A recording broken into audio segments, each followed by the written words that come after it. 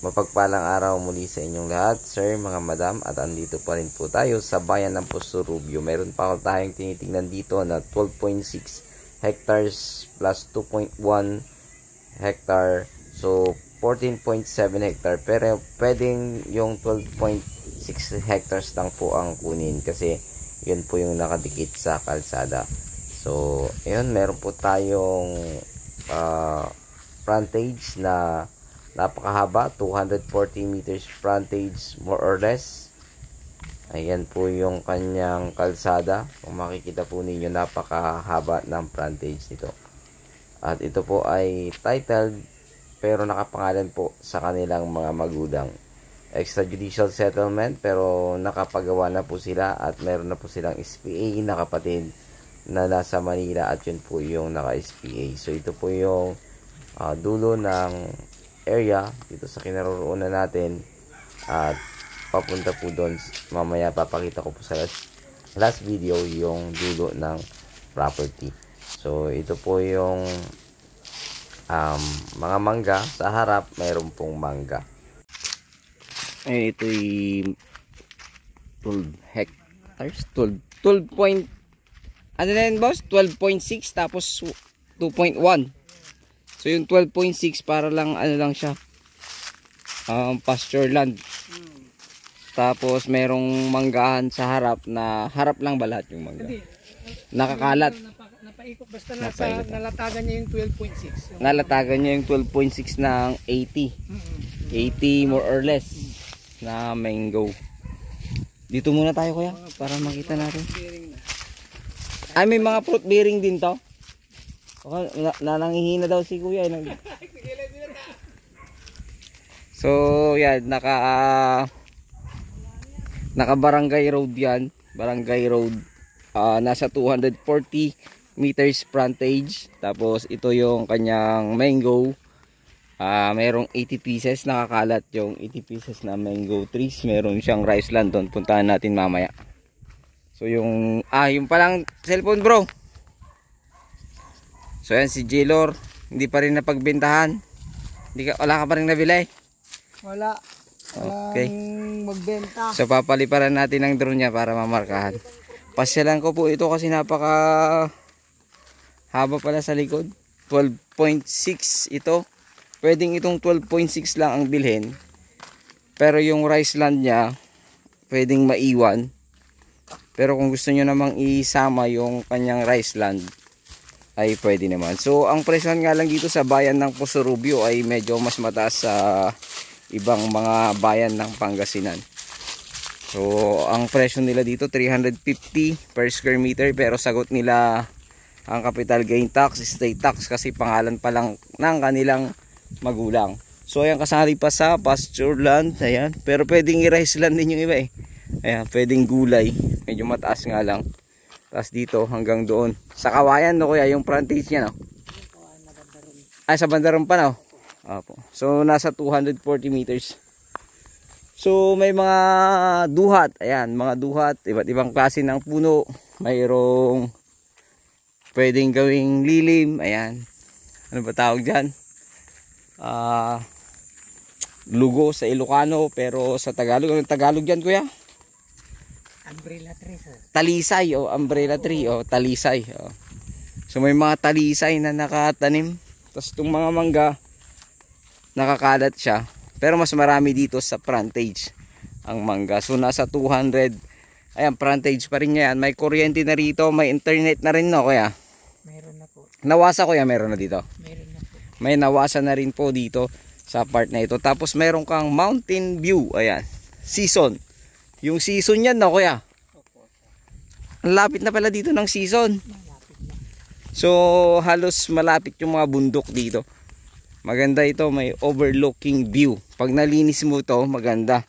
Kasi may mga kahoy-kahoy pa kasi. Kaya so pasyalan ko lang para po may idea po kayo yung laman ng loob. So yung 2.1 na rice land nandun sa baba. Pero ito pwede rin to. Sahod ulang nga lang dito siguro. Dito, pwede rin to. Kasi ang dineclare lang seller natin na rice land yung 2.1 na nakahiwalay.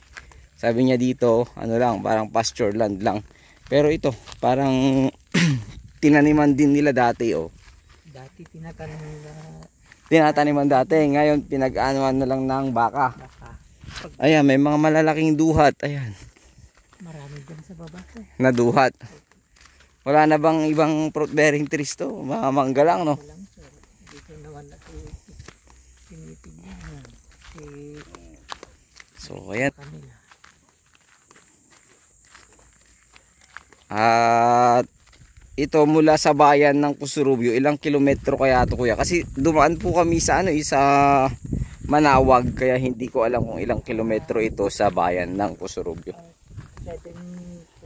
7 kilometer Opo, hanggang dun sa bayan. hanggang sa bayan.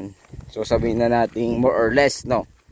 More or less. So may mga mangga pa dito nakakalat talaga, kaya ang sinabi lang seller natin ay 80 pieces more or less na mangga, kasi hindi na rin niya matandaan kung ilan yung mga tinanim ng seller dito.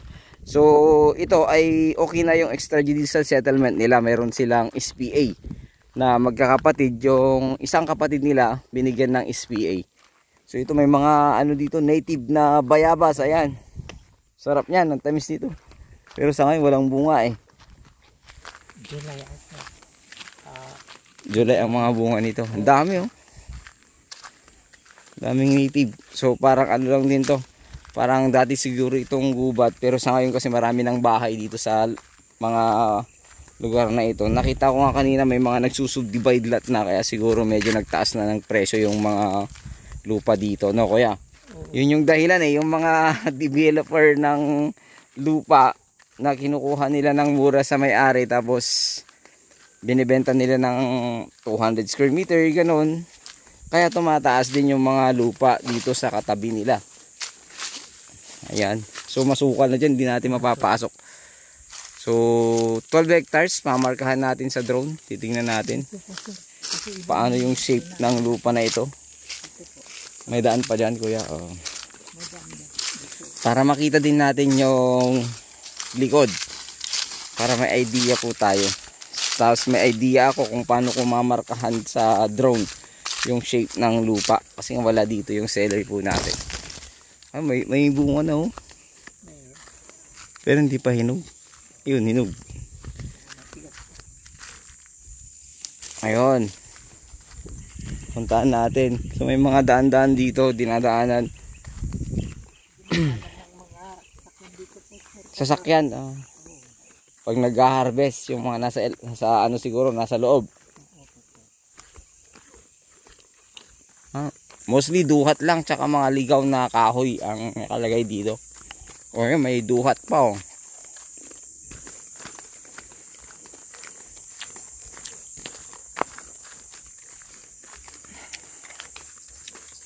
Anong mas malapit dito kuya? Manawag o Pusurubyo? Pusurubyo po. Pusurubyo no. Ang bayan ng Pusurubyo mas malapit na. So mas maganda pag dumaan kami, kung sakaling may magkagusto, sa bayan kami ng Pusurubyo no. Pasok. So pwede na po kayong mag-exit ng season or binalunan. Hindi po sir. Dito kung sakaling dito kayo sa Dagupat, kung sakali lang mga dan sa Nasinto. Hindi, I mean exit ng ano nung sa Tiplex. Apo po. Diyan lang. Binalunan or season yan. Ito may mga mangga, talagang kinalat niya yung mga mangga. Di pa niya tinamnan ng maraming mangga no. Oo naman sir. Medyo siguro yung mga tao noon na nagtrabaho dito, mangga pa rin. oo. Baka 80 plus mahigit ito. Kunting linis lang talaga. Kasi bawat daanan ko may mangga eh. Yung posible naman yung 12 hectares. Maganda siguro ang plano niya dito noon kasi may mga tanim siyang talisay. Ayan. Yung lilim. Kaya lang hindi na siguro nila na ituloy. Yung tatay siguro ang may plano na gawing itong farm lot. Kaya lang hindi na siguro na ituloy kasi namatay na. Ito, nakakalat yung mga mangga tapos may mga tinanim na talisay. So yung rice land doon banda kuya. Pero madadaanan natin ngayon. Bantalan natin dyan sa baba. May ikutan natin dyan. O to, may mga tanim siya na mangga. Halos lahat itong 12 hectares, tinaniman niya ng magkakalayong mangga. Pero magkakalapit din So hindi lang around kwanto. Hindi lang siguro alam talaga ng anak kung ilan yung mangga. Kasi ang daming mangga Halos hindi mula dun sa pinanggalingan natin may mangga hanggang dito. So ibig sabihin baka hindi lang siya 80. Oo, mga nasa 100 mahigit siguro ito. Maganda ito pag na-sprayan kasi halatang hindi ito ini-sprayan Hindi na kaya hindi pa na-sprayan So voluntary lang siguro yung bunga nito. Parang napabayaan na ng may-ari. Siguro yung pag kasi medyo malayo ata sila kaya Manila kasi sila. Ayan. So ito yung pinakadulo niya kuya. Meron pa sa baba sir. Meron pa sa baba. Ayan, mangga na naman yan So ibig sabihin marami talagang naitanim na mangga. Dito yung daan. Dito kuya. Ito palabas na yan. Hindi, palabas na yan dahil sa baba. Wala yata ditong daan kuya. Mas masukal, doon na lang tayo. Dito. Ayan kung makikita nyo maraming mangga hanggang dito sa likod. So puro pawis na tayo. Nakalimutan ko magdala ng towel at damit. Sobrang init. Kadalasan kasi pag ganitong mga area, mas pinupuntahan ko yung loob. Kung may daan naman. Pero kung yung masyadong masukal, hindi ko na naman pinapasok. Kasi may mga ahas nga. Pero pag may mga ganitong daan, pinapasok naman natin. So ito, ang buklaw na to, kasali dun sa lupa. Hindi nakasali yan, kuya. NPC. Yung ang buklaw tawag yan, NPC. Hindi na yan kasali. O nasa loob ng lupa yan. Nasa loob ng lupa. Alam ko yan, yan inupahan or Hanggang dito na lang yung likod, masukal na. Masukal. Diyan pa sa baba, sir. Medyo malayo pa. Medyo malayo pa yung dulo. Sige para alam ko yung may idea ako, yung ambuklaw. Tapos para yung pagmarka ko nung sa drone, makita ko yung shape para makita rin po ng ating mga potential buyer. So, napakaluwang nito. Actually, itong lugar na ito, kasi halos residential area na yung nakapaligid dito. Kaya siguro nagtataas ng mga presyo ang ating mga seller. So, ayan may mga mangga na naman dyan Malalaki dyan So, ibig sabihin talagang marami ding mangga itong property na 12.6 hectares. So 350 pesos per square meter nga lang po. Sagot nila capital gain tax, state tax at ibang babayarin na tax. So yun, sagot din nila ang agent fee. So wala na po kayong isipin kundi yung pag-transfer na lang sa pangalan po ninyo. Ayan hanggang dito may mangga. So ibig sabihin hindi lang 80 pieces mango trees ito pag nalinis. So wala lang idea talaga yung anak kung ilang mangga. Kasi nga pag nandun ka kasi sa taas hindi mo nalilibutin ito kasi napakaluwang nito. So may mga kawayan pa kuya? Meron. Tignan natin yung rice land dyan. May daanan dyan kuya? Meron po. So si kuya kasi ang nakakaalam dito sa kaano mo yung may-ari dito kuya? Wala po yung hipag nila.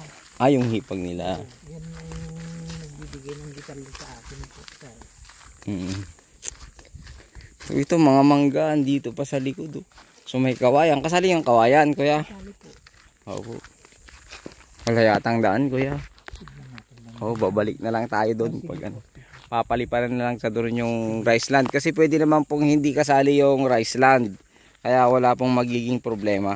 So itutuloy ko po yung video na ito pag nasa labas na ako at ipapakita ko yung frontage sa inyo.